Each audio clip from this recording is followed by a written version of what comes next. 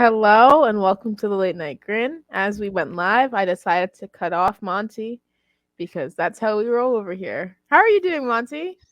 Yeah, I'm pretty good. Had a nice night watching TNA. It was I've got alarms going off. Great start. But happy to be here. Sorry to be here. Same thing. You know. So disrespectful. Well, I We know. got I know the other. JJ in the I know chat. the other members of the board aren't happy I'm here, but it is what it is. I think it's They more have to like live with it. a single member. Mm. I'm sure Bob has his issues as well. Oh yeah, Bob has his issues with everybody. Oh yeah. Bob's Bob. Well, hello to the full chat. Mr. Joseph will be returning from his holiday, as you guys call it, right? Holiday. What else do you call? Oh, you call it vacation, don't Vacation. I you? like holiday more. I've been calling it holiday because I watch the Sidemen. Um, Yeah. but we hope that you guys have had a good week. If you watched Slammiversary, then you probably will have more insight on what we're talking about. If you didn't, good for you. Why are you here? We'll talk about other stuff as well, I'm I sure. mean, yes, of It was course. an eventful weekend, even though you missed about 90% of it. But, you know. Took a break from wrestling, dude. I was like Stephanie McMahon, and then Joe called me. He said, "Can you come back? We need you." So I'm here now. Um, but do you want to start? We'll quickly go over the show in general, like we talked about before. What were your highlights for this show? Like, what were your favorite matches? Because we can just start like that. Don't know about favourite matches. No, Moments, honestly, the meant. matches weren't bad. It's just that I feel like the show in general was like, if you're a big Impact fan slash love the old school TNA Mhm. stuff, like this show was almost like perfect for you with all like that old school video packages, the opening video package.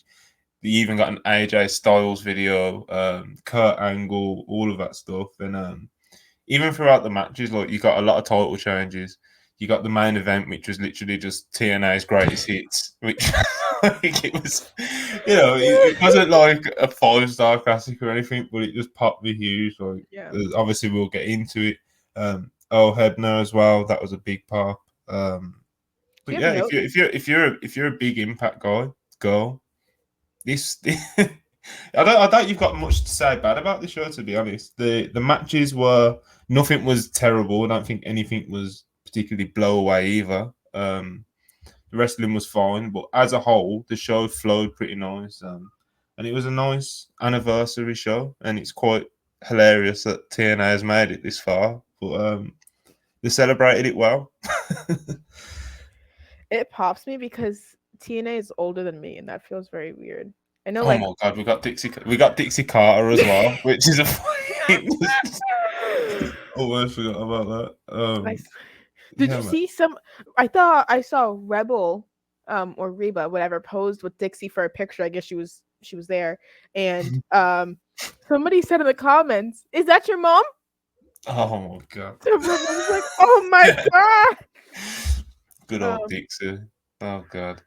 But what do you yeah, want like I said, there's so many pops. So just, but let's start with the video packages because they're to? easy Okay. to me. So we got the Sting, we got Sting. Well, the opening package. Honestly, just going through like the history of TNA and how we got to this point. It's just well put together video packages. It makes the event have a special feel to it, etc., etc. Then on top of that, we get all the cameos from all of the X. I guess you can call them legends, even though half of them you wouldn't firstly associate with TNA or Impact. But even still, um, it's just a pop, man. Kurt Angle, AJ Styles, which was obviously a surprise to many people because Yeah. he's WWE. Um, we got the Don West video package as well. That was nice. And it was just, yeah, like I said, a very nice anniversary show, and those helped make it that, of course, as well Yeah, I as the was wrestling, of course. I was expecting some more. Obviously, I saw a few reports came out about why some people couldn't send in packages or whatever, whatever. It looked like Kurt Angle sent in a cameo, and that popped me like straight off the app. Yeah, straight He sent off in the cameo. front camera. Yeah, um, But AJ, I was kind of surprised to see that because obviously at the ROH show we didn't get to see that. We didn't see any WWE wrestlers, but I think it's a testament to the relationship that Impact and WWE may have, especially because I think that easily makes people draw the conclusion that WWE doesn't see TNA or Impact as competition at all. So they had no Mhm. problem sending the video over. Um, And but yeah, he still had all his stitches. Those were all still fresh from a few weeks ago. So, but yeah, it's just obviously AJ Styles. It's he's one of the first wrestlers you think of when you think of TNA. Maybe not so much Impact, but definitely TNA. And it's good to see him. I'm not saying it wouldn't have felt wrong without him on there because I feel like most fans would have understood because it's WWE. You just you don't really expect too much from them to be honest. But yeah, man, AJ Styles, Mr. TNA, again Sting, Kurt Angle, just kicking the shit it's out of good. It's him good last already. touches, every single one of them. You just glitched for me, I or don't. maybe it's me. I don't know. I don't know. Pop me anyway. But let's talk about a match. What match do you want to start with? You want to start with it? Well, let's go through it in order because the first match was the Ultimate X match. Wait, did we escape into their first battle royal? Did you watch that? Oh my god. Okay, if you want to start with the pre-show, we can start with the pre-show because I on don't the want to talk about the pre-show we whole had. pre-show. I just want to start with the reverse battle royal. So you're telling me that you don't want to talk about Brian Myers versus Rich Rich Swann? Swan for the Yes. digital media championship. No, I Yeah. do The not. most. Oh, okay. I guess we can miss that one. I When am. the camera's like this, it always feels so close. Do you want me to switch it? Switch it. Yeah, I feel. Yeah, Wait, let me. we're now joined by Bob. That Wait, makes it infinitely better. wait. Are there any other ones that we can do? Oh, this just says fucking Joe. JJ That's saying it. we're slandering the reverse battle royal, even though we've decided not to talk about it. So either way, we can't win. How do I fix this? What are you trying to fix? The background. What? Aha. Why you got rid of Bob? Yes. What Fuck did Bob Bob do? O'Neill. Fuck Bob. Fuck Bob. Oh wow, getting Um. heel turns. What is happening? um. I just want to let out my frustration about Chris Bay here. That's the real reason I wanted to talk about this reverse battle royal. I mean, okay. How are we gonna do this to this man? He is simply one of the most talented men on the roster.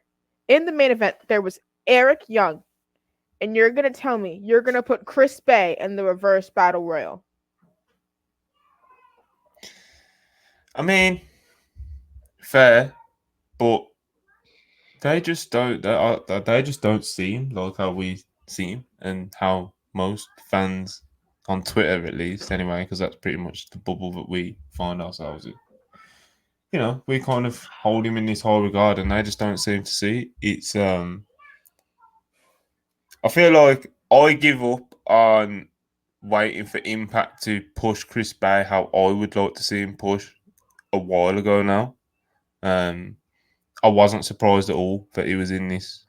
That's not to say that I think he deserves it or anything. I think like you said, Eric Young was in the main event. I like Eric Young, and it was a great main event, and it kind of made sense, I guess, with the match they did why he was in the main event. But Chris Bay is someone they could definitely push and make more of, and they clearly Yeah. just don't see it, and it is unfortunate. And I don't know when his contract's up, but I would be somewhat surprised if he was to stay there when it is up, because at this point with Chris Bay, with how talented he is and how they see him, he would definitely be better off on the Indies. um, Especially now because everyone just watches everything. So it's not like going on the Indies is you're not going to be seeing like everyone, like if everybody hears about a GCW match, people will watch it happen this weekend. Um, if people hear about a pro wrestling revolver match, they'll watch it. If they hear about a West Coast Pro match, they'll watch it. So there's look what Speedball's been doing. You don't need him. You don't need it. Well, talking of Speedball, he obviously, we'll get to that, and Yeah. maybe something's clicked for the guys at Impacts now to do something with Speedball. So you know. My But whole thing with he killed it on the Indies. Maybe that's oh reason why he's in the position now where Impact have decided to actually do something with him. But yeah, I mean, I only think that they put the belt on Austin because he was going to New Japan, really. So they wanted to give him something to travel there with to represent the company. But we'll get there. But I feel like Chris Bay is the equivalent to Impact that, um, I mean, maybe a little bit lower on the card, but like I think is the equivalent to almost like a Dante Martin or a Ricky Starks in a way, because like you see their potential, they have obvious charisma, and they relate to the crowd. Specifically, Ricky Starks. I think if you put character against character, Ricky Starks and Chris Bay would be pretty equally matched, especially the way that they do random moves throughout their matches. Like Ricky does this, and then Chris Bay does this when he like does a flip over the thing, and it looks really cool. I think they Chris has so much potential, and I think that he knows it. But I mean, if he's getting paid the way that he likes by Impact and he's working less indies because of it, then good for him. But I think that he would benefit, like you said, from being more in the indies. He has worked a couple GCW shows and stuff like that. He does Revolver regularly. Whenever GCW goes to LA, Vegas area, he's normally there. But I just like to see him get more opportunities. But he probably just feels comfortable with the schedule he's on now because I know he wants to do his music stuff too. Uh, I just bought 2 shirts from him this past weekend, so I'm kind of biased, I guess. Whatever, who gives a oh fuck? well, he's Uh, doing amazing then, isn't he? yeah, he got about $65 out of me. He's getting paid. Yeah, good for him. You want to talk Ultimate X now? Yeah, we might as well. We just kind of touched on it. So Ultimate X, Speedball Mark Bailey's the new X Division champion. Um, it was good, and it was, you know, an Ultimate X match. um, I feel like my issue with the match was I was a bit desensitized to it because I'd literally just watched that AAA 5-way, Oh yeah. and watching that, then going to this, it's going to kind of like kill your enthusiasm for it a little bit because Mhm. in terms of it, Ultimate X is just kind of like moves and stuff, and I just literally watched like you know the epitome of just a moves match, but it was Yeah. good. The only thing I actually didn't like I said, the match was good, but I was kind of a bit desensitized to it. But the only thing I'd actually criticize was about it would be, like the last few minutes when they're just like hanging more the title for ages. Yeah. Like, that kind of went a bit long, and they were just so close to the title, it just kind of just looked stupid for a while. Um, but yeah, it was a nice match. It kind of I was expecting a little bit more, but I don't know if that's just because I'm being a bit harsh on it. Because, like I said, the circumstances I Mhm. went into watching it, I was expecting it to kind of give me a bit more than what it did. I'm not sure. I wonder how Yeah, the chat feels about it who actually watched it anyway. I'd agree. I was interested to see because they replaced Jack Evans with Andrew. What's his last name? Everett. Everett. Yep. I wanted to say Garrett. There you go. Um, but I, as much as Andrew did a good job and he was a cool last minute replacement, I still think that they should put Chris Bay in there. I know that he got disqualified if you watch the TV, but still should have put Chris Bay in that match. But that's just me being a Chris Bay stan. Anywho, I feel like the match was pretty standard for their Ultimate X matches. They do it so regularly now that you're kind of just like it's the same thing almost every time, just with like different people mixed in throughout it. I think that Kenny King like fell right back into his place in Ultimate X. Like he was just doing what he normally did in the other matches. Uh, I think that Speedball was the right choice here. I don't think that there was much that Austin could really do with the title right now. I mean, I know he's probably going back to New Japan, but like if you want that title to be on TV still and stuff like that and defend it or whatever, then I would just keep it. And they're gonna see it all over the Indies now with Speedball, which is probably the reason they gave it to him. Because he'll probably defend it at some shows like some GCW shows and stuff like that, and Revolver and everything like that, and um, obviously still win and everything. But I don't know. I'm very excited for him. He's very deserving of it. Speedball versus Ace Austin should be good if they, if they run that a few times in Impact, definitely. Speedball, hopefully they do actually do something with him. I think when people talk about Speedball, they always kind of mention like how Impact don't do anything with him, but at the same time, he's literally like one of the biggest, well, most booked stars on the Indies. um, Hopefully now, like I said, something's clicked with Scott and his friends over at Impact, and they actually, they do something with him because it'd be interesting to see how far it can go with people. To be honest, because his wrestling matches can definitely live up to pretty much any standard in Impact. To be honest, you could definitely argue he's the best worker on that roster. Of course, there's other names in the conversation, but he's definitely up there. And yeah, let's see what Impact can actually do with him now. Now that they've got a title on him, and you know, let's see what they can do. Yeah, I think their current X division is pretty interesting because they have guys like Trey Miguel in there too, and normally Chris Bay is a part of that group as well. And obviously Alex Zane was in here. They're bringing in Blake Christian, so they're taking some other names off the Indies too, and giving them some trial runs and stuff like that and Impact. So I'm interested to see how they handle that. I just wish that their X division wasn't so limited to only competing in the X division. Like let them challenge for world titles and stuff. Like Trey Miguel versus Josh Alexander would be a great, even TV or Impact Plus special main event or whatever.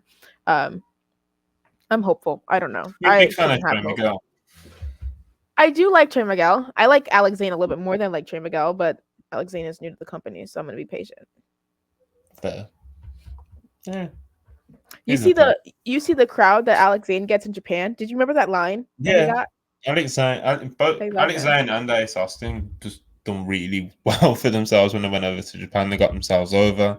The crowds connected with them and liked them, and Alex Zane's still doing tweets in Japanese. So God bless. And yeah, they hopefully they can make a decent bit of money over there because once you liked in Japan, there is some money to be made over there. So let's see what Alex happens. Zane is friends with Takeshita. Oh, there we go. There we go. Um, yeah, Alex Zane, Ace Austin, they done really really well in that best of Super Junior. I think it caught a lot of people by surprise, to be honest. Mhm. I was expecting them to do well over there, but not quite to that extent. Like they just blew up over there. Yeah, It's crazy. I'm not sure quite what it was. Maybe it's the look. Obviously, they're both very good in ring. they both have very unique looks. The tweets. Maybe it's just a combination of it all together. I don't know. I don't know. But it seems like they had fun over there. They immersed themselves into the culture. If If I Oracle recall. hates your hair, you have a good chance of getting over in Japan, which is true. It sounds accurate. I Sounds. think Oracle just is a little stick in the mud sometimes. Also, we have a Divas Oh, deep dive you're coming saying you soon. hate Bob. You're calling Oracle a stick in the mud. I don't want to be associated with all this slander that you're doing to the late night Grin board of directors right now. They will be Um, just fine. Unless it's shoot, but he's not getting slander, even though he's clearly the most racist person on this platform. Next match, please.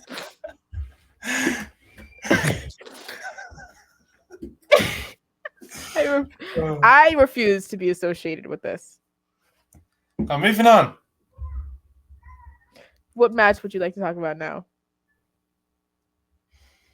Or you want to What go was in the? order? Let's just go in order. Let's Oh go in yeah. order. Let's go in order. Let's just do it. Oh, Let's do women's it. tag. Women's Women's tag. tag title. Yeah, I thought it was fine, to be honest. It didn't go too long, and yeah, I thought Tennille looked good. Taylor looked good. Rosemary gimmick was definitely isn't for me, but in the ring she didn't offend me. Yeah, it was fine. Honestly, it was fine. New tag champs. Uh, yeah, kind of. It Um, was nice. I don't really think that there's much that you can say about the influence matches. I feel like they're more character people, like kind of like the Iconics were, or the Inspiration, whatever. Which is why they kind of just worked well together. They just had bland matches, but their character stuff was entertaining. Which is fine. I mean, I don't every match on a pay per view card doesn't have to be a banger, whatever. I think Taya looked really good. I was surprised. I sent out this tweet that she wasn't in the Queen of the Mountain match, but it makes sense now that she won the tag titles. She has like what, like four titles now, or three titles, because she got an MLW title. I know that. I don't know, And but she's she has definitely belted up AAA. right now. Yeah, she has lots of titles. Yeah, she's Oh, this is a good idea. This is a really good idea. If you do Chelsea and Gianna as tag champs together, that'll make a lot of sense. yeah, definitely, definitely. It would definitely help. I'm not sure about the. We'll see what happens. Stop slandering. I'm not. Who am I? I'm not slandering anyone. Also, if anybody thought my comments about Shoots racism were serious, they're probably not. Okay. Okay, I'm joking. They're not. They're not. They're not. I won't kill the territory today. Okay.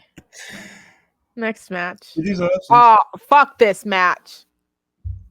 Yeah, so Sammy Callahan faced this guy, who we won't name for the sake of Jaychele. You probably know who he is. This guy did a botch. It popped me. Do you remember seeing that, Jaychele? Did it pop you? Yes. See, there was a I pop to just be like made. I like seeing that man get hurt. So this Well, that actually happened a lot yeah. because Sammy Callahan. We were speaking about it just before we went live. Sammy Callahan, for anything you can say about him, he's not really for me. I find him kind of grating sometimes, to be honest. But I will not take away that he is a very good brawler, and in this sort of match type, he's going to entertain you. He's going to hurt the person he's wrestling, And and get hurt. Did you see the like I blood said, on the it other was guy's entertaining. pants? Hmm? Did you see the blood on the other guy's pants? I did. It felt like the white pants was intentional. Oh, well, I would guess so. Do you But remember when my favorite part is that they get locked in a cell and they make you think that it's for that was 24 so hours without food and water, and then they just do horrible acting. it's fucking ridiculous. It's so fucking stupid. Um, and that's supposed to make them like really angry and want to fight. Yeah, like the fucking animals or something. They don't want to eat. They don't want to drink. They just want to fight. But yeah, like I said, in a chaotic match, Sammy's good at this sort of stuff. You know, the other guy's the other guy. I hear is and again to go to something that I said before we went live. It is so weird how the Impact audience just doesn't boo heels, like especially in kayfabe, like what this guy has done in kayfabe. Like, I'm not even talking about the reasons why Jaychele and I aren't the biggest fans of him. I'm talking about what shit he's done in kayfabe. Um, it's interesting. The Impact audience just seems to look pop for anything and anyone. Um, but you know, Sammy Callahan, good brawler. He obviously it's his first match back in a while, and I feel like on his side it was definitely a hit. There was thumbtacks, there was blood, and yeah, it was pretty chaotic. Sammy Callahan got the win, the right decision, definitely. Um, yeah, I enjoyed how Sammy Callahan busted himself open literally within about 90 seconds. Of course. That was a pop. That was typical. Um, but yeah, man, Sammy Callahan. I know a lot of people aren't the biggest fans of Sammy Callahan, especially like us, like nerds. But I feel like you can't take away that he is a very good brawler, like one of the better brawlers around. To be honest, I'm not saying he's not Moxley or anything, but he's fucking good at it. He's at home. It's what he does. That is Sammy Callahan. Do you remember when Sammy did the hardcore match with Kenny Omega last year at Slammiversary? Did you watch that? Mm-hmm. Every time I see him, I just think of the fucking fork in the forehead. That's just my image of Sammy Callahan. It's just fork in the forehead. Fork in the forehead. He's a loose guy. But yeah, the Kenny Omega match surprisingly wasn't. I don't know, it didn't hit for me the way it did for other people. But yeah, I mean, it I was happens. I was just popping because people were getting hurt. Really, that was it. Like a match, like I feel like matches like that don't really have to be good. Aside from like the Anarchy in the Arena match, which was its own thing, but like in ring hardcore matches don't really have to be good, especially The- when it's from like Impact or the Indies. It's just Yeah, sometimes I just what makes them good is when they hit a certain note and it's like there's beauty in the chaos sort of thing, and it's mhm. just like it just becomes this one fucking chaotic pop like the Anarchy in the arena match. That was obviously just it was you don't know where it's one of those matches when you think back to it you don't know where to start with it. That's kind of what you want, I guess. But you know, and there is little bits of spots where people have good, you know, good bits of wrestling, I guess, but it's not, you know, you don't go out there to go and do fucking grapple holds and headlocks and stuff. It wouldn't make any sense for a match like that. But speaking of the Monsters Ball, the match type is fucking ridiculous. Let's be honest. But it's you know, It's if funny. it's an excuse to have a DQ match. It made me laugh on commentary when they said that there's been 54 Monsters Balls matches. 54. So like, how many of those did Abyss have? Like Abyss must have had at least like 45 to 50 of those matches because there's no way they've Yeah. been like running that as like a match type that doesn't involve They put Abyss. PCO in a lot of those. They should not be putting PCO in that many Monsters Ball matches. No, He's been in like PCO, 3 of yeah. them since he's been there. God bless that man. I guess. I don't understand PCO. Is that the next match? No, fucking Bad Brothers. Oh, this is an interesting one because as far as the match goes, it was just it was fine. Briscoes dropped the titles to the Good Brothers, which is a choice. I don't understand It why. seems like Impact are going to want them to stay around, which I find interesting because apparently they pay them handsomely and haven't done all that much with them, to be honest. And now they're putting the titles back on them. It's Didn't they say that like the Impact titles don't mean shit to them or that Impact is trash no, or but whatever? so I didn't see it, but I saw people Carl tweeting Anderson about it. cut his he done a Bright Lights promo after he won the Never Openweight title at Dominion, Oh, and okay. he said something. It was something to the effect of, "When the bright lights are on and there's 6,000 people out there, or however many was at Osaka Joe Hall for Dominion." He's like, that's when I perform. That's when I perform under the bright lights." He was like, then when there's like 300-400 people, he was like, they don't get that. They don't. So like, of course he was, felt like a shot to the Impact fans, and yeah, a week later he's got their tag belts. So owned. How is he the champion over there? I don't understand. They must want them to stay. But It's they're a choice. bad. They're not bad. They're definitely not bad. They're They're not bad. actively bad. They're not bad. They're not bad. They're not. They're one I of will the not have. worst No, Carl tag Anderson is teams not bad, I've and seen. Doc Gallows is just Doc Gallows. They're It's not not bad. good. It's not good. Listen, I'm not saying it's Bad good. brothers. They're the I'm not bad saying it's good. brothers. No, Why would you name yourself the good brothers if you're bad? they're not bad. They are Machine bad. Gun, Machine Gun Carl Anderson is not bad at all. Like he's just not. I won't have this. I can't have this slander. He's yeah. Bad brothers. We can't. Okay, we can all do our bits, but let's not. I Let's would not. like Let's for you not to just send me lie. Let's not lie to send the. me 3 good Carl Anderson matches. There's plenty.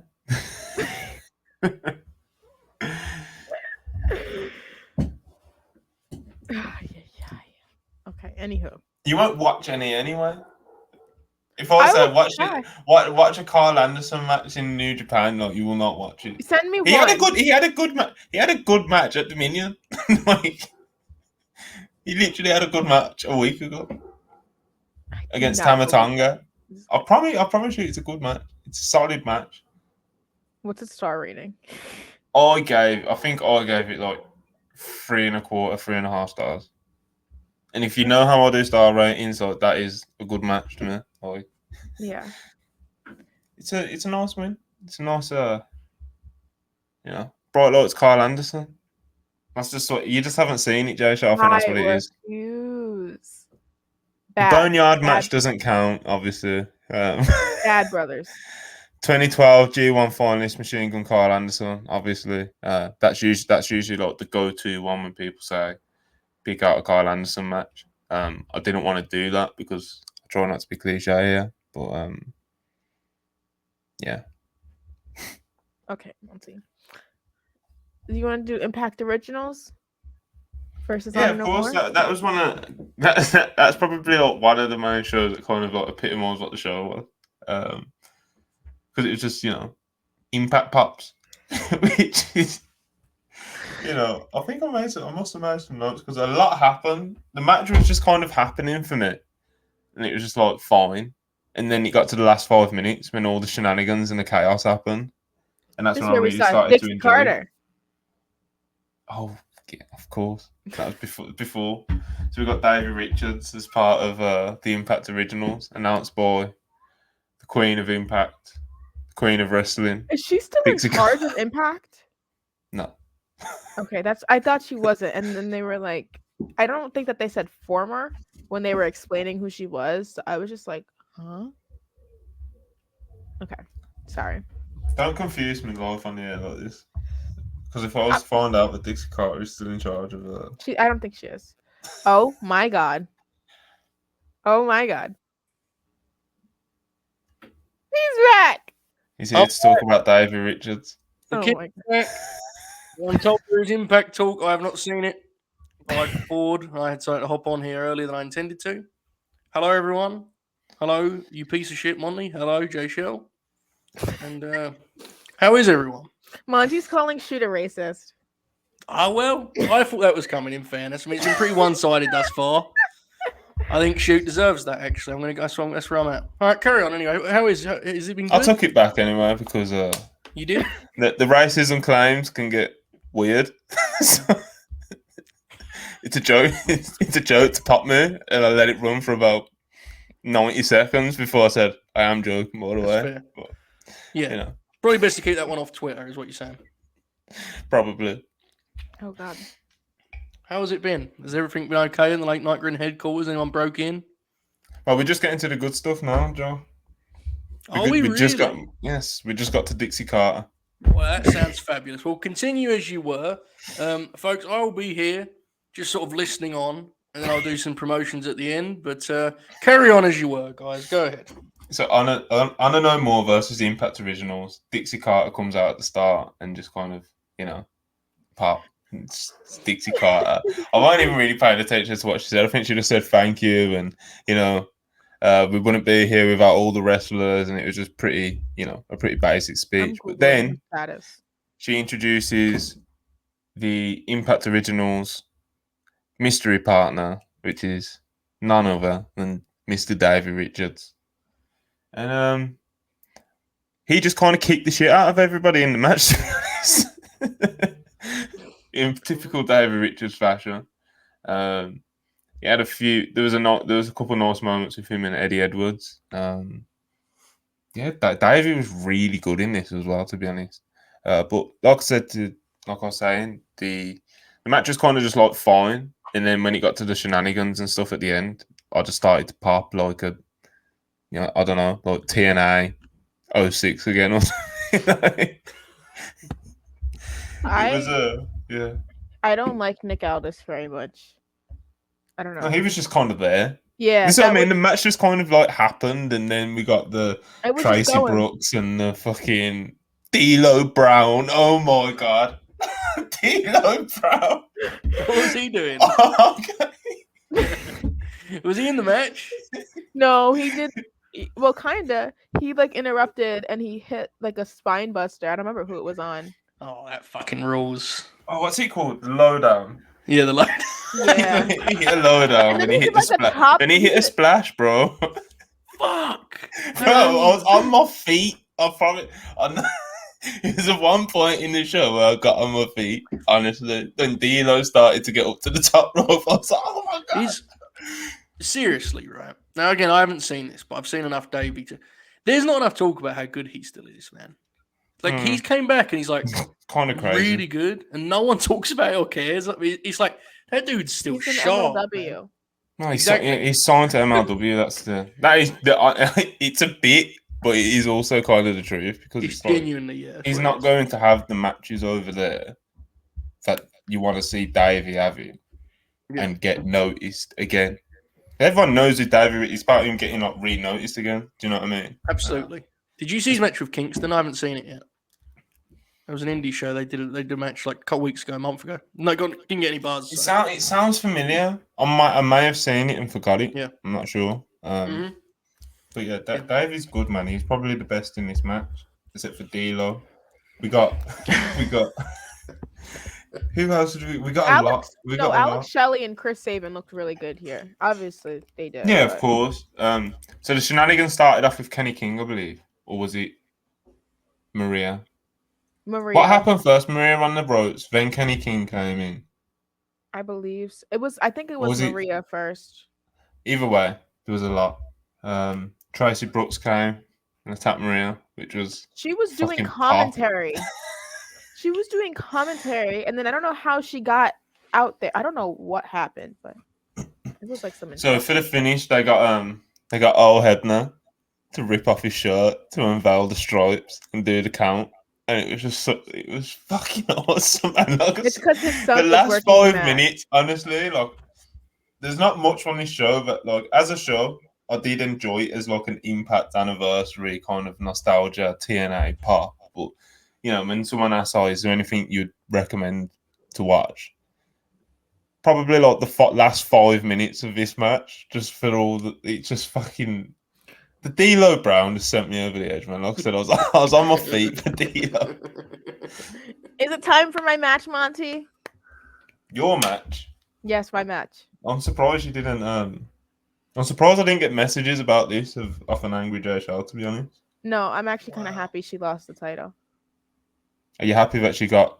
Are you happy that she took about 3 or 4 falls? I'm not happy with that. No. I mean, I don't. It was even I was like, well, fucking hell. Yeah. I remember when we were talking about this. I was like, she's losing. I told you, I was like, she's losing. And it's a shame because for me, it's like they put the Knockouts World title on her and did not drive it home whatsoever.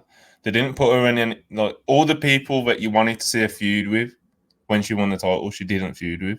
She fucking feuded with Rosemary. No, this is what I mean, and it was very frustrating if you was a fan of Tasha Steelz, like myself and Jaychele are. I believe Joe thinks she's also good, and you know, he's here waving the flag for Tasha Steelz. As for the Queen of the Mountain, I don't really like the match type, to be honest, at all. Especially when it leads to Tasha Steelz taking 3 fucking falls before then dropping the belt. So like, it's kind of crazy how little she was protected in dropping the belt here.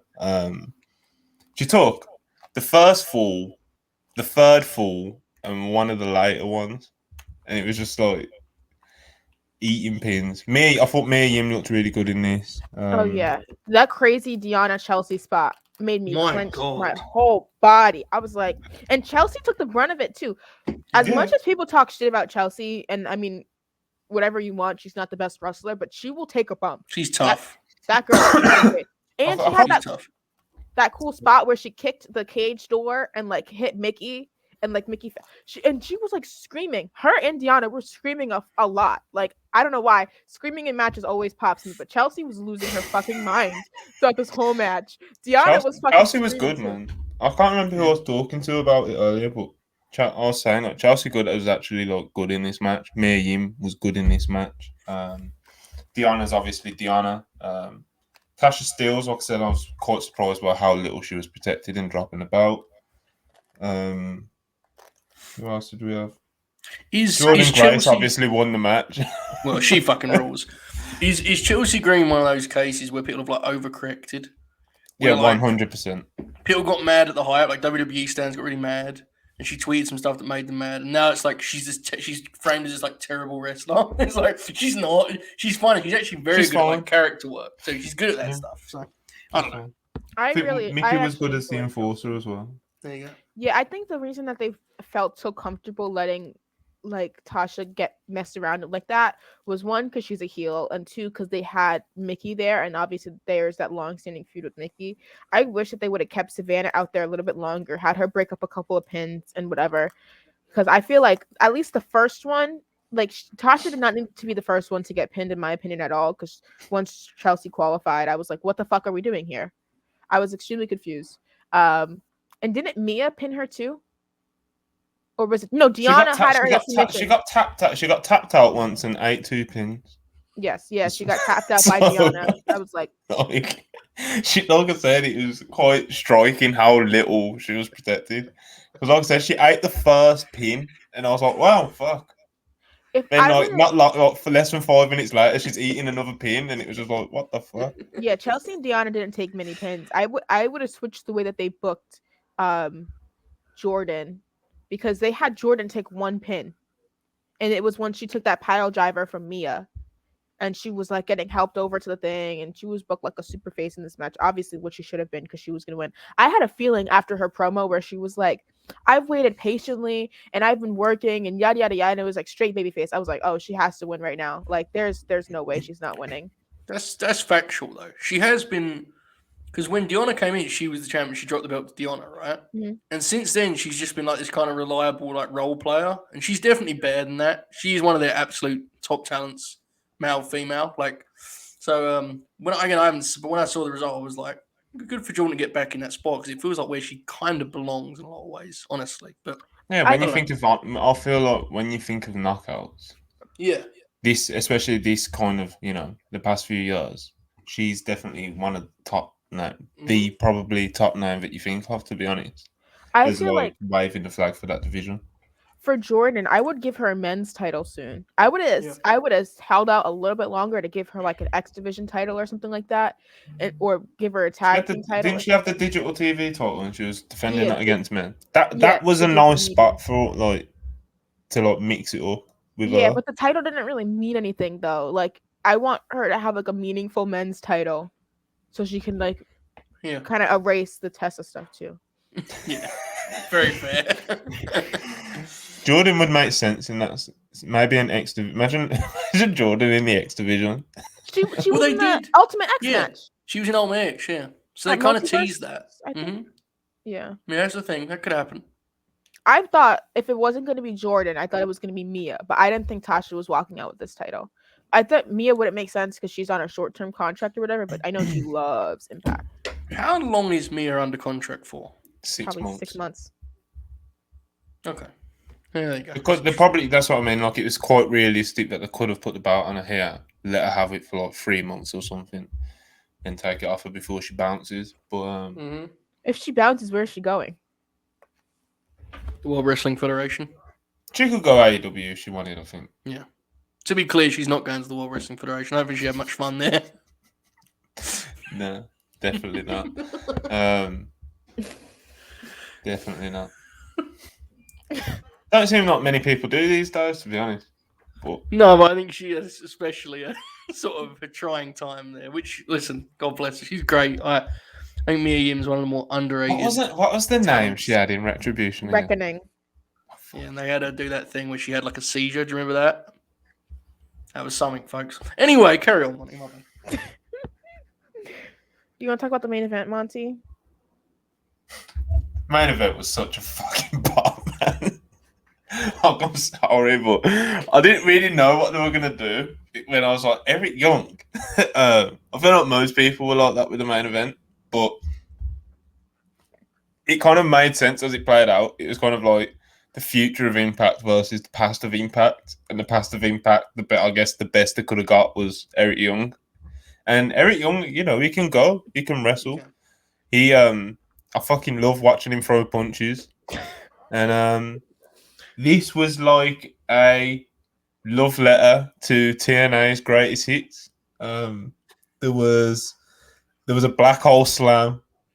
There was the Samoa Joe. The Samoa Joe like the kicks in the corner. Yeah. And when he does the power bomb into the crab, There was He did the that. best There moonsault was, ever too. yeah. It was literally just like a string of all like the best finishes of all He like did a the tier. really good moonsault too. Yeah, the That best shit- moonsault ever was I like was incredible, like, oh my flawless. god. The black hole slam definitely popped me though, like it just did. There was a styles clash, and to top it all off, Eric Young smashed Alexander with a guitar. It was fucking incredible. Yeah, like I said, it's kind of like the future of Impact versus the past of Impact, and like, with all those little, little tidbits of all the, the TNA legends or whatever you want to call them. It was, I enjoyed it. I popped a lot, but it wasn't exactly like a 5-star classic or anything. It was just like a I don't think TNA pop. a 5-star classic. I enjoyed it, man. I did enjoy it. Obviously, Alexander won. It definitely would have been a choice if it went the other way, but. Yeah, Eric Young's had good, a man. screaming match with Scott D'Amore. Scott D'Amore was on commentary for something. The Honor No More match. Yeah, right? yeah, the ROH versus Impact match. He came out like Team Canada. So I was texting with Monty the other day, and I was like, "This match is going to be good." And Monty was like, "Yeah, you're 3.5 stars." And I was like, 3 3/4. And I kind of had this. Obviously, he and I often joke about star ratings, but I was like, Eric Young's going to have a bad match in this spot. Like, he's going to do whatever it takes. I cannot tell you how much it popped me when I went to cagematch.net and saw the rating of, and I quote, 8.92. I swear to you, my fists went up in the air. I was like, this is the best thing ever. I was so delighted by that. But no, in all seriousness, look, the Eric Young thing, everyone gets it. If you don't watch Impact, then it's kind of like you roll your eyes. He has been an incredibly loyal and admirable servant to that company. So good for him, man. He never lets anyone down. Let's be fair. I mean, he's not the most exciting choice, but that dude fucking works hard. So good for And he you. throws really good punches. So. He does throw really good punches. Jaychele, did you like this match? This love letter to TNA that Monty is describing? Not really, but it popped me, so that's fine. That's all that matters. Well, fair. I enjoyed it. Good shit. Can we talk about Sasha Banks now? Well, that's it. I felt like it was going to take us a bit longer, but it didn't, did it? Oh, can we talk about? Well, not even talk about. I just wanted to point out how Mia Yim did the Shelton Benjamin spot with the ladder. You know, when you run up the ladder and do do the dive to the outside. What else is there? Anything else that I? Yeah, Joe, can you tell Jaychele that Kyle Anderson is good, please? We're not doing Jaychele this. knows my take on this. I mean, can I just say, even if you think he's bad, he fucking buried the promotion and won their tag titles a week later. That's godly. That's like the shit we dream about, you know? So, who big dreams about respect. that? I do. I often will wake up at the dead of night and go, oh, I fucked Impact over again. Roll over. Now, in all seriousness, I'm actually going to try and catch some of this. Oh yeah, America's Most Wanted came out after the Rich Boys versus Good Boys. They Which have was like just, a little a pop. racist trio. Sorry. Oh, That's wow. That's Somebody tell me I'm wrong. that's cool.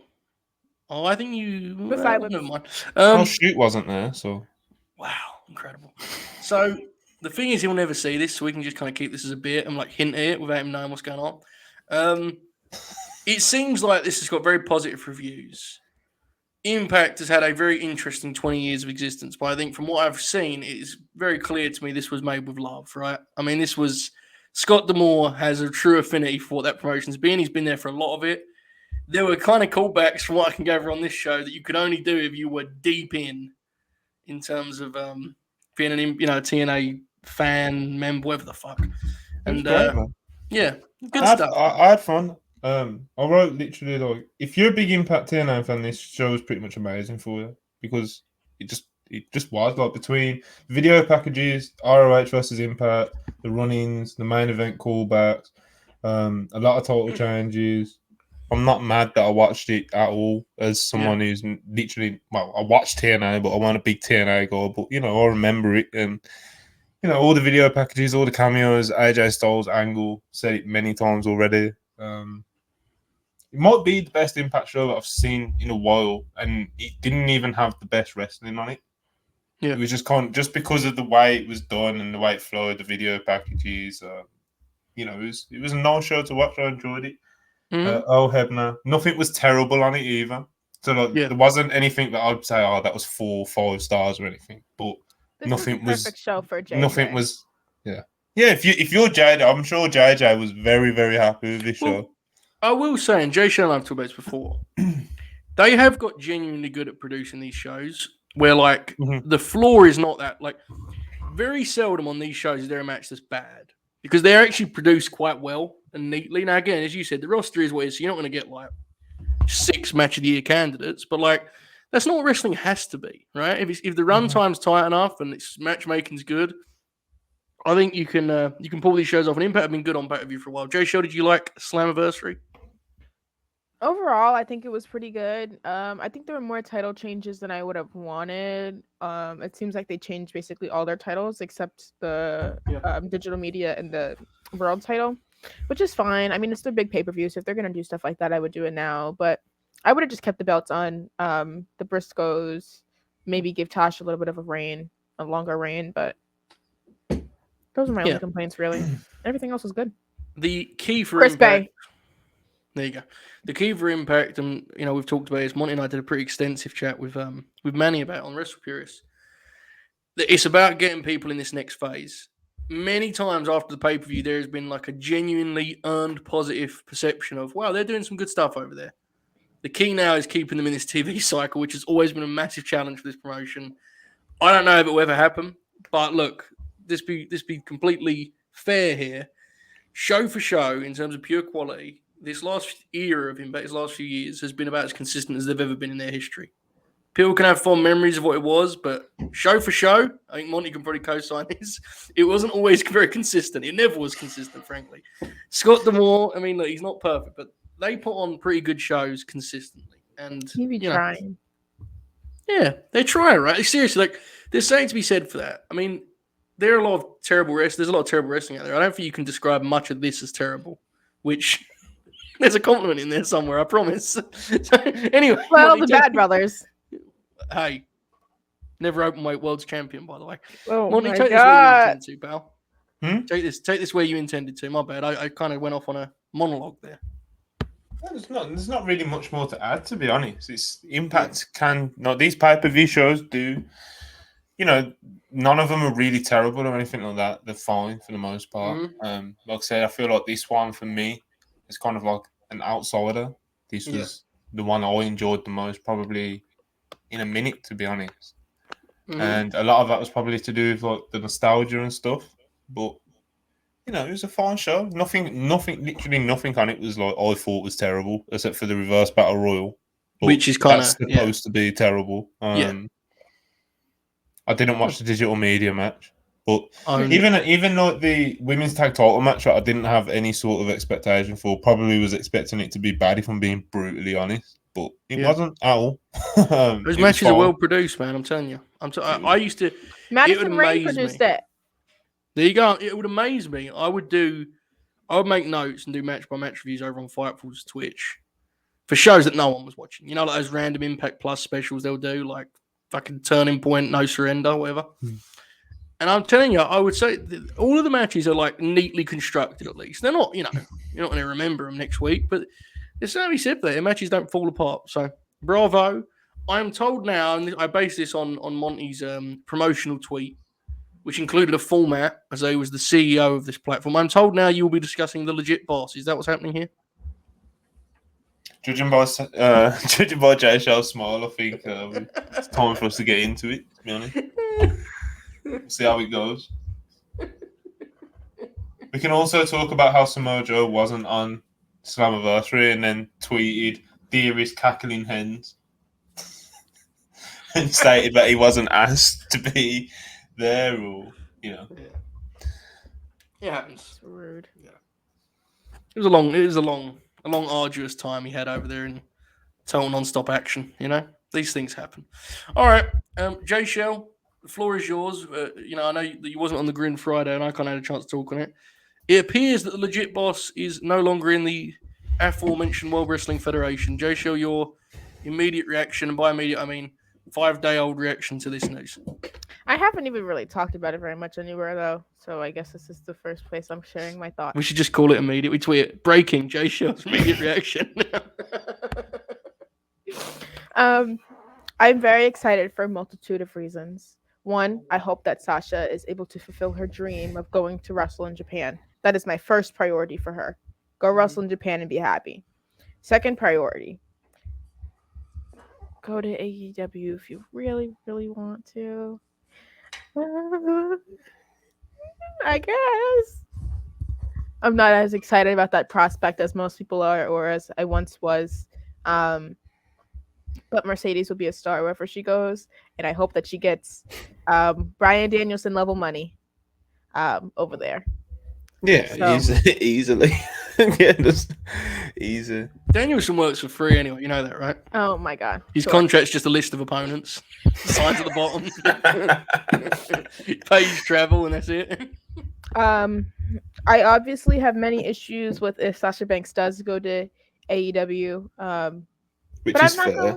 not going to speak on those because everybody obviously has already stated them, and I don't need to be a repeating box. Everybody has heard the issues that AEW has in the women's division and the issues that they would face if Sasha Banks came in. And I talked about them even before she possibly was released.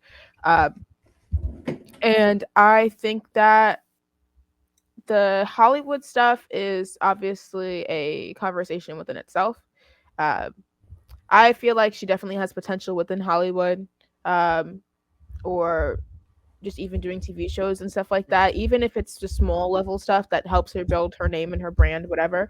I hope that she gets to do what makes her happy, whether or not that's in wrestling or not. I'm still gonna support her regardless. Obviously, she's literally like one of my favorite wrestlers of all time. If not my favorite wrestler of all time. I go back and forth between her and Bianca and AJ all the time, but not Cole for Anderson. this time. Go fuck yourself, Joe. The best But- one. I'm gonna kick the shit. Monty. Anyway, I stayed. Wow. Carry on. Anywho, I'm excited to see what she decides to do. Obviously, I think it's gonna take some time. I don't think until after the end of the summer we'll see anything really shake. But it's a very interesting time to be in her circles, I guess. I hope that she just does some stuff that makes her happy. I hope that she takes a lot of time off too, so she can just kind of refresh, because I bet that this is very emotionally draining and mentally draining.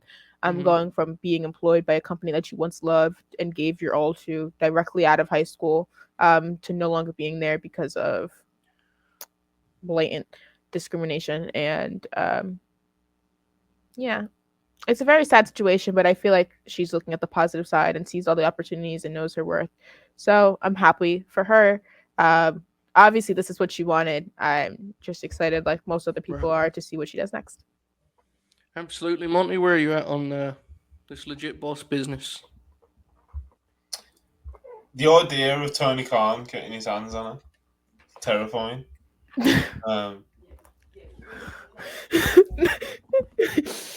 I don't think that sounded the way you. Okay. No comment. Everyone know what I meant. Anyway, No. Sounded way worse, Monty. it's. I don't know, man. Like honestly, like there's obvious issues with the AEW's women's division and how he positions women and deciding which women need focus and which women don't, and it's kind of a mess over there, to be brutally honest. She's gonna go over there and lose to The Rebecca. idea, the idea of Sasha going over there and going over there like any of their other big signings, doesn't fill me with a lot of optimism that they'll get the most out of Sasha Banks doing that. I think they need to introduce Sasha like they've never introduced anyone before. I guess CM Punk, you could, like she needs to like just come out and like, she needs to be like the focus or Name a a huge whole part show of, like, after her. I think so, yeah. Literally, they could literally just do. You could do like an all women's pay per view and just fucking put her on it, like literally. I do think there's like promotional elements that WWE would never explore because they don't do business that way, that you could actually use with her because she's that popular, you know? I could probably get an actual Sasha Banks interview. That too. That wasn't what I was thinking when I was about promotional elements. I know, but yes. I'm gonna hold my hope now.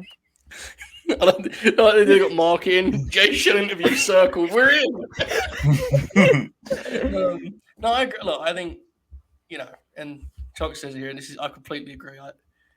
This is not the kind of player that you fit into your system, right? You know, you don't just say, "Hey, we've got Sasha going the Tony Storm role." No. You have to like change your whole outlook on the division because the best way I concluded it on Friday was it's a new era, man. Brother, like, if you get hurt, I mean, it's no slight on the other women. Monty's got to check the news. He'll be done here shortly, thankfully, to return to his Wrestle Furious post. In all seriousness, all love to the other women on the roster. You're talking about a main event talent. Like closing 4-hour pay-per-views level great, which I don't think in terms of overall package they've ever had in the women's division. You know what I'm saying? Like, star power and in-ring, I don't think they've ever had that in the women's division. She's that on Arrival, obviously. She's all that and more. So it's it can't be overstated how big a signing it would be. I get both of your concerns, and I actually co-sign them in terms of. I don't think he would like mistreat her in the sense she'd be like losing matches. I just think he's very rigid in terms of how he books. You know, and I think he does a bad job of making people stand out from the pack. Like everyone just goes into his like spreadsheet and he books everyone kind of similarly. And except for Britt and Jade, but like it needs to even be a level above that. Britt, yeah, because like Jade's really the best example because as much as he pushes Britt, like Britt's been pinned twice in the last 3 weeks on TV. Like that's not like megastar booking in the way that you kind of think of when you talk about Sasha. It's just I don't know. And Punk has been kind of. I don't know, Monty. You've kind of had takes about this before, and I don't disagree with you. Like, obviously, Punk was featured, but there were certain things he did with Punk. I think you and I probably would have said, "Well, I don't know, we need to go 12 minutes of QT Marshall." Oh yeah, it's I just don't want to see. Tony likes his rating ploys, don't he? And it's probably just going to be 4 weeks straight of Sasha Banks in ring with Tony Schiavone. You know? Yeah. Do you know what I mean? Yeah. So I don't know. I just need to say that I do get butterflies in my stomach thinking about Sasha Banks wrestling with no strings attached, like no holds barred. Just like I would probably cry. I would have my qualms with the booking and stuff like that, but I know I would like shed literal tears. I genuinely think I've described before as a wrestling genius, and that's the best way. Like she's like her brain in terms of match layout and structure is fucking nuts. Like it's always in a different level to most of the wrestlers in WWE in the world. Honestly, like you watch how smartly she does stuff, and like I guess you could say, well, who's that? Her or the agent? It's got to be her because she's the only one that's kind of doing it at that level. So I don't know. I mean, I'll say this much, man. If I'm confident she's coming in, I don't know if I have anyone beat Jade. That's the match, right?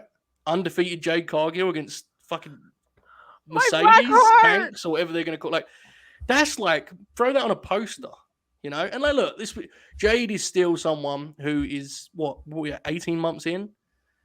If there is a wrestler on earth who can get a main event level 4-star match at Jade Cargill, she's just about free agent possibly. So, I don't know, man. That came through my mind. I was thinking about it after the show, if we did on Friday, I was like, I don't know if I beat Jade if she's coming in because that feels like, that's like a prize fight. That's the money match. Crazy. Yeah. That's the money match. Do you remember when we used to just sit and think about Sasha Banks possibly going to AEW? We're like, oh, that's never going to happen. Yeah. Exactly. And now I'm literally here like I always thought she would be the one. Fucking Chris Statlander. My mind.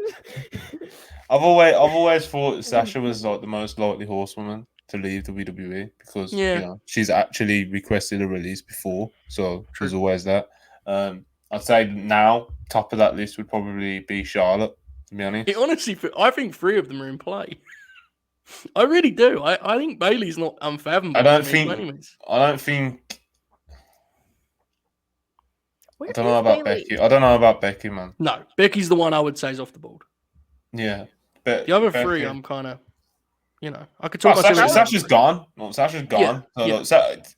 I'm like 99% confident she's wrestles for Tony Khan at some point because she loves wrestling. And where else is she going to do it? She can do a Stardom match every 3 months or something, but she isn't going to be in Stardom. Like, that's just not happening. Yeah. She isn't going Impact. You know? I'm not saying I'm about 95, 98% confident that she wrestles for Tony Khan this year, to be honest. I don't know. I always think there's a chance that people go back, you know? I always believe that. What do we think about Naomi? Lawyers and stuff involved, though, bro. Like, yeah, you're right. This sounding like an I ugly think split. she's retiring. Naomi's. How old's Naomi? She said she wants a family. Dude, she's been on the roster for like 10 years. Decade on the main roster, right? At least. That's a crazy run. Like, it's a massive run. Yeah, that's what I mean. So people are so desensitized to that sort of shit now. Yeah, they are. 12. And it's like, Somebody said 12. I get it because in like, you know, Naomi's missed time at time. You know, there's been times where it feels like she's never got going. Like she'll have momentum and then one thing will happen. It's like, oh, she's off TV. It's been frustrating. But yeah, I mean, it's not unfathomable that she's not going to be. I don't think she's going to wrestle anywhere else, really. I think she wants to. Right. Yeah. She made a main roster debut January 9, 2012. So yeah, 10 years. I mean, I've said this. Like, I think there's a general misunderstanding of like this era is it's coming to a close, man. Like that crop. Now Naomi's actually the one before. But like that crop of women who were kind of the first of the revolution, they pat themselves on the back about as a company, but it's a real thing. Like those women killed it. They were the best thing on the show. Slowly but surely, like it's kind of fading away. Like they're looking ahead, and Bianca's kind of the face, even though she's older than some of these women. She's like the face of that new crop, right? You got Rhea and so on and so whoever else, Liv, whoever. But I love how you didn't mention her name. Thank you, Joe. Yeah.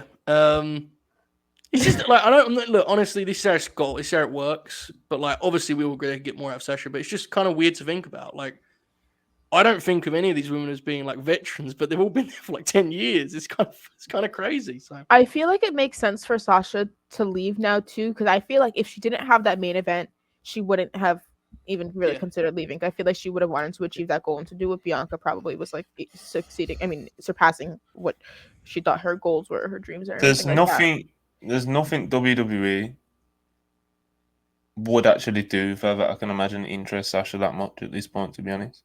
Yeah, because they're not gonna treat her like a Becky or Charlotte. Like they're just not. Like, it's just not happening. What if the second of those names isn't around forever? Which I think is possible, Like if this goes 6 months in the future. But this is what I'm saying. Like, what Sasha isn't gonna be like? Oh, I'll just wait for Charlotte to fuck off. Like, but we don't know how quick she's gonna move, right? If she's not wrestling for this, say she's not wrestling for the next 6 months, because she's gonna do other stuff, which will be understandable, right? Jaychele mentioned time off, and everyone would get that.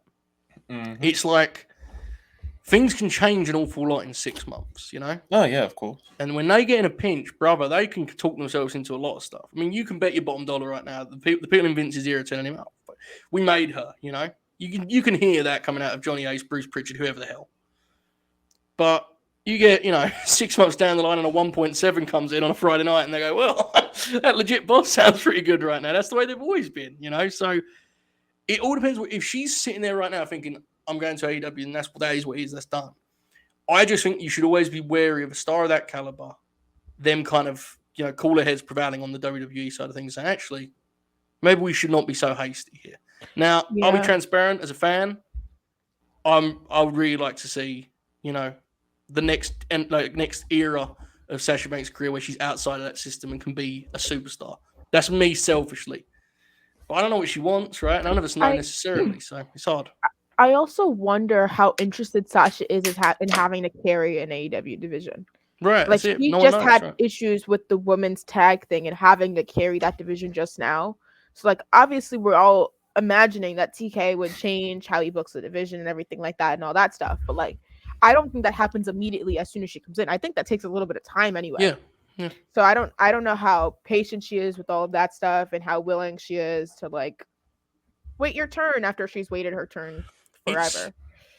The key to this story is this is not the sort of cool name on a release list. This is not And Aleister Black is a perfect example. When they did that release list, he immediately stood out as someone like, oh, they're going to try and sign him, right? There's a lot of great wrestlers out there. Sasha Banks is one of the top 5 stars in the whole industry.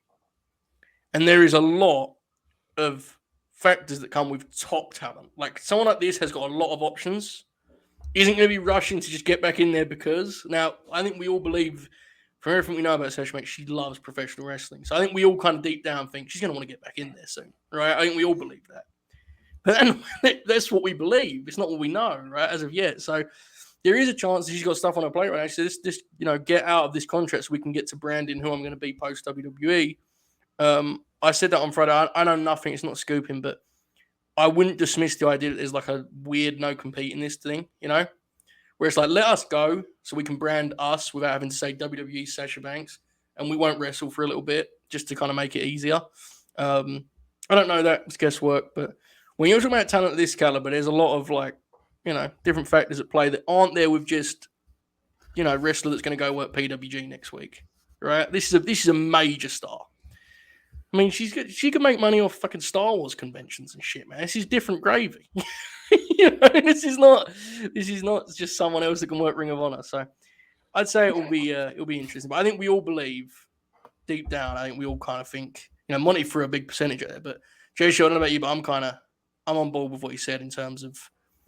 I think she's going to end up in AEW. I think she's fired up to do it. Like, Jaychele.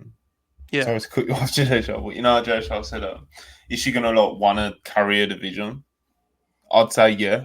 Yeah, it's fair. Yeah, to be honest, that's Sasha wants to be the GOAT, man, and she definitely is the US women's wrestling GOAT. But who knows how far that could really go? Especially imagine if she does blow up the AEW women's division. Yeah, and could you imagine what that would do? Get on my knees and pray to that woman.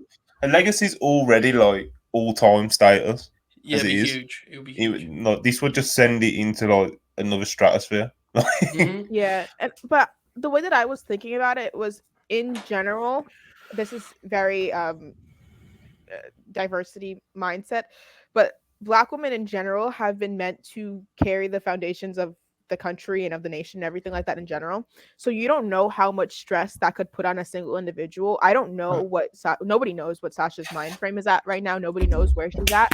So just thinking logically, if she's tired and she wants a break and she doesn't want to do that right now, she just wants to walk in and be a star, then I completely respect that. She still might, want to make a name for herself continuously and build the division by herself and do all that cool stuff. But I think it is a drastic turn of events, because she went from I love you, Vince McMahon, which is obviously her manipulating him and everything like that, to pulling out at probably the right time where her name could honestly be diminished because of the reports that they were putting out about them being unprofessional and all that stuff, and having that be in news and press releases and all that shit, and just being fucking dicks to two of your top women in the company. I'm intrigued by the historic element of this that Monty talked about. If in 5 years, there's main events, the women's title, a history of them for the last stretch, or there's, I don't know, man. Maybe there's there's women that follow her over. If you're a top woman in WWE and you're not too happy, and you look over and Sasha's over their main event, and all of a sudden it's oh, okay. Especially if she comes out the winner. If she comes out the winner of this ugly breakup, because it is an ugly breakup. I know we're all pretty firmly Team Sasha when it comes to Team Sasha and Naomi. Yeah. But they did walk out of a fucking live show. Yeah, it's a big deal. And then obviously, like we said, the lawyers are involved. It's an ugly breakup, man. And to Jaychele's point, maybe she does want to kind of a break from the stress, but even still, I just think that she's she's probably the only last realistic game changer left in the business, because Roman's not going anywhere. You know what I mean? Yeah. And Tony isn't signing Rock or Cena or even Brock anytime soon. So it just leaves Sasha. Sasha she carries more weight than Becky, especially now. Becky a couple years ago, you could have argued maybe. Charlotte jumping over would probably just pop me for the fact that they've put about a gazillion titles on her, and then she'd fuck off. That would just pop me. Sasha's the only realistic one. CM Punk's already back. They've already had CM Punk. But here's the thing: is this is what intrigues me about this? Is the core AEW audience 100% like Sasha Banks? What makes it really interesting? There's a whole audience that like follows Sasha that absolutely does not watch AEW. So you get the best of both worlds. Well, like, who is AEW's audience? Basically, they're like wrestling nerds, right? If you're a wrestling nerd, you're a fucking Sasha Banks fan. Like, she's one of the greatest workers in the world. It's white men. Whatever, you know. If you're a wrestling nerd, white man, then you probably love Sasha Banks. She fucking rules. And so that's like, so she immediately gets a hero's welcome. But the idea would be that she would bring people with her, a whole audience. Got to take the whole crew, right? And like, that's a real. I mean, I think that's a real thing.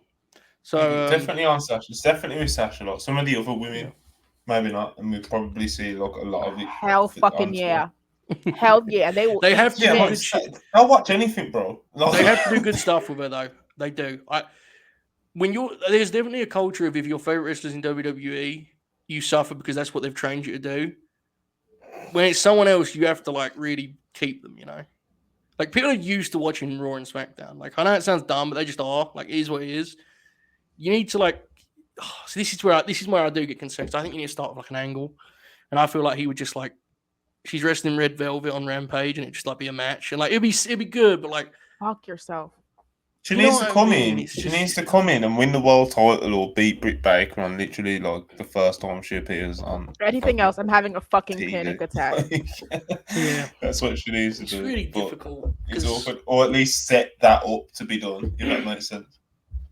Yeah, your kind of game plan would be. Let's make some money matches, right? It's not just, I mean, it's great to have her and do matches for sake, but like, let's do some fucking money matches in this division. That division's lacked that almost totally for the last 3 years. Idea.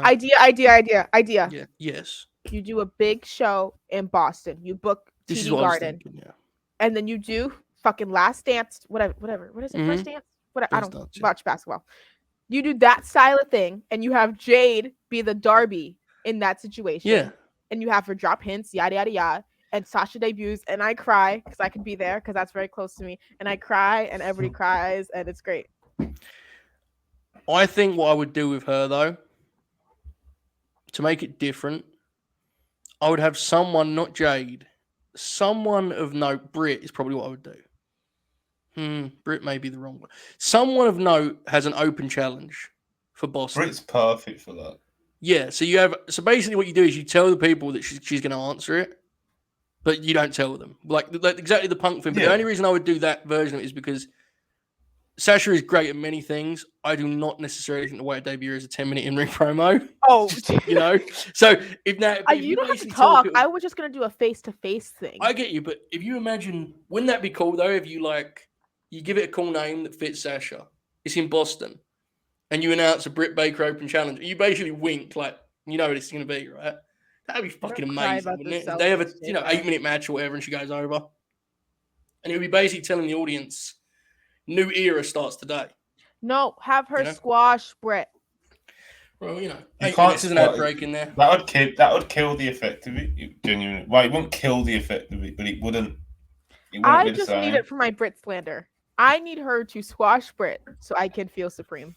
She's so great though. This is where even like the Red Velvet match I was joking about earlier, like Danielson just came in and wrestled everyone and it fucking ruled, She's so great. You may just have her wrestle. I don't know.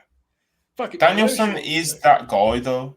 Like out of all the big names in wrestling, like if you can have any of them to come in and just be like, just work your way through A to Z on the roster, right? Like you can do that with Danielson. Yeah. But Sasha, like you said, I think it's. You want the money matches, man. Like, not even the shit that they've done with Punk. Like, I don't want to be seeing her wrestle QT Marshall. Obviously, not QT Marshall because that would be good. Division. Probably would. But yeah, man, I want to see Sasha come in. Like, the biggest deal they've ever had. Yeah, I agree. You really roll out the red carpet and. Sammy Guevara would be sent to RH. Break out of your format, and because part of the thing with Punk too is Punk was inactive for so long that you just let him. Like there was something you said for him just wrestling. That's not the case with Sasha, so you want to do something different. I agree. I think it's also an interesting case because it's comparable to Punk because you have to have her as a face for a little while but obviously more of her money is in her being heel. So Almost that's all of also them. an interesting story. Shoot mentioned this to me. Like almost all of the matches that make sense or like pop you most are of her as a heel. Like Britt's the only one where I guess Jade should be the babyface. I think the biggest I think money it works run either she'll way have with would be them. the initial run she has as a babyface, which is Yeah. weird because, like you said, all the big matches that you'd think of in fantasy book involve heels, but like that initial ace babyface run, if That'd they're be done big, it properly, like that would, because of the novelty of it, it'd be huge. It would be No, I so agree. big for them. I just purely on a nerd level, the ones that pop me are with her as the heel. Yeah, But honestly, definitely. I think Same. you're right. Yeah, Same. I actually think you're right. Like the one that I think her and Riho would be like unbelievable. I genuinely think that match would be like blow away. With her as the heel being real mean, roughing Riho up. There's a few women in there that she would have those sort of caliber matches with. To be honest, I agree. Division's good, man. It hasn't got a lot of star power, which is on them in a lot of ways. Like, here's one for her as a babyface. She works Jamie Hayter as a babyface, and Jamie's the heel. Like, could you imagine her bumping for Jamie's power shit? Like, I'm gonna cry. Would be just tremendous. So, there's a lot. I mean, look, I do think it's worth noting. Who are the people she could face as a face? So there's Nyla, Serena, Jamie, Britt. Jamie. There's a few. Yeah. I think Sheeta's definitely enough. Yeah, there's definitely enough. Jade's the big one. Hey. Yeah. My God. I know everyone's changed. Everyone's turned on Tay. Well, no, it's more just the promo content would be interesting in that one. That'd be very. I think they could do something interesting and just bring in some people from Stardom and yeah, 2K. you can get creative with it too. Exactly that way.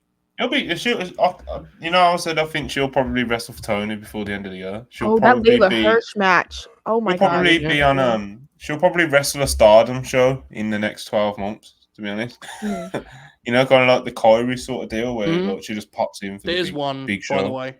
There's one where that would be incredible. You get creative and do something. Kyrie and Sasha in Stardom. I think the one thing to note, yes, Jaychele? I'm thinking about the Sheeta match now. Yeah, it'd be great. The one thing I do think is worth noting, because we're talking about what's next, but let's be fair. Sasha was on the main roster for 7 years. And I think it's worth saying that she had one of the great runs, man. I mean, very frustrating from a booking perspective because they fucking suck at that stuff. But in terms of her like match catalog and moments she'll remember and like influence and impact on the game, like she's like one of the greats, right? Like that's the kind of, and this is why the women's division I think is so like honestly why it's been such a integral part of anyone's enjoyment of that product, even when they've done everything they could to limit it. Unfortunately, it's like it feels like you're actually watching stuff that people will really remember fondly one day. Whereas a lot of the guys feel like they're doing reruns of stuff that they saw Austin and fucking Rock and the guys do 20 years ago. It's like, dude, Sasha is the women's wrestler in the history of that promotion to me. And that's like really cool to think about because we all cover a lot of wrestling. But how many people can you say that about in WWE terms? Like everyone's just doing, they're the latest version of this or that, right? No, man, like that. Let's be real. In 20 years, people will look back at those matches she had with Becky, with Charlotte, with fucking Asuka last year or 2 years ago in the PC. The Bayley stuff is obviously going to live forever. My Bianca match. That match is, I think, I'll go to the grave thing. That's her crown jewel because she was so selfless in that match. It's unbelievable, man.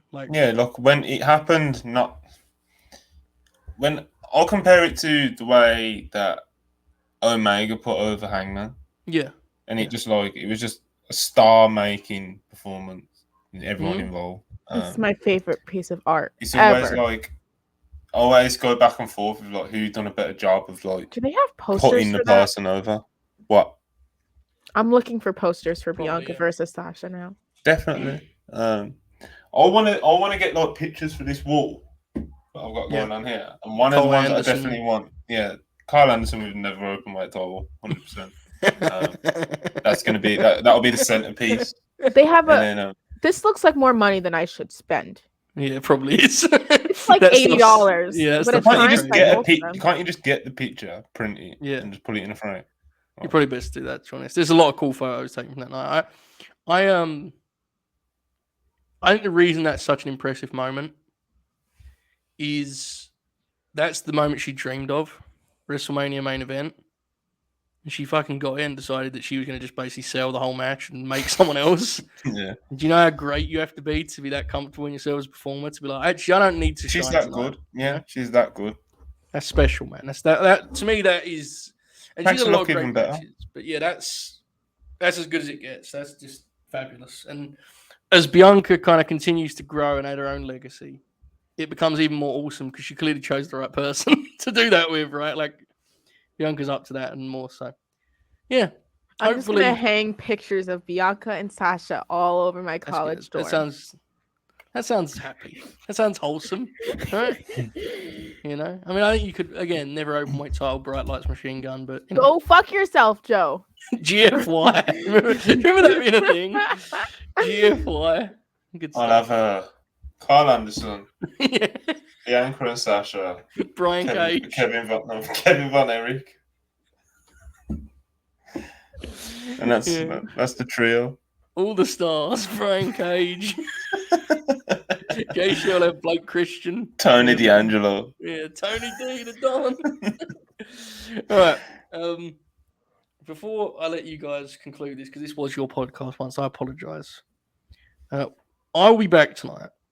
8 p.m. Eastern, we're hitting play. We're head-to-head with Raw. Oh, shit. Check the viewership on that. We are watching Beach Blast 92. It is 30 years removed from the day of Beach Blast 92. Featured one of my favourite matches ever. Rick Rude, Ricky Steamboat, a match that Jaychele would absolutely fucking hate. You were going to say I'd love it, then I was like, oh, maybe I'll watch it. Iron Man. You need to watch the AAA 5-way. That's what you need to watch. I need to say Jaychele would love it, yeah. I'm sure. Crazy. Is it just a spot fest? Yes. Okay. But it's special. Like it's a special. It's no, like a special. It's a special. Right answer. Yeah, it's a special level of spot fest. It's like a spot fest you've never seen before. Well, they're basically the best guys in the world at doing said spot fest, so that makes sense. It'll be myself. It'll be Bobby. It'll be Oracle. 8 p.m. Eastern, we hit and play. Get there just a little bit before Beach Blast 92. Tomorrow night, the 31 with Robert O'Neill. Episode 3. Connor Casey. He's told me he's figured it out this time. He's going to actually ask some questions. Man, it's big time stuff. You know, so get ready for that. And Jaychele, Monty, I pass it back to you two, whichever of you would like to take this thing home. And go ahead. Max, you want to plug your stuff? I guess so. Everyone here probably already knows WrestlePurist. If you don't subscribe to us over here, I'd assume that you're either shoot or just a bad person. Yeah, WrestlePurist.com, WrestlePurist on Twitter, WrestlePurist on YouTube, etc., etc. Go and see what we're about. Yeah, it's a good time to talk about Slammiversary. I may watch Impact at some point this week. Probably not, but they had a good show, and that's what matters. So, wow, wow, you walked that back quick. All right, Jaychele, go ahead. Yes, you guys can follow me on Twitter at Jaychele Nicole. I have a major announcement coming later today that is regarding. That is all I shall say. No. Oh, sorry. Don't mess up my fucking surprise. Boop. That's all we're gonna say. But yeah, you can check out my Twitter. That announcement will be on there shortly. I wonder who that could be.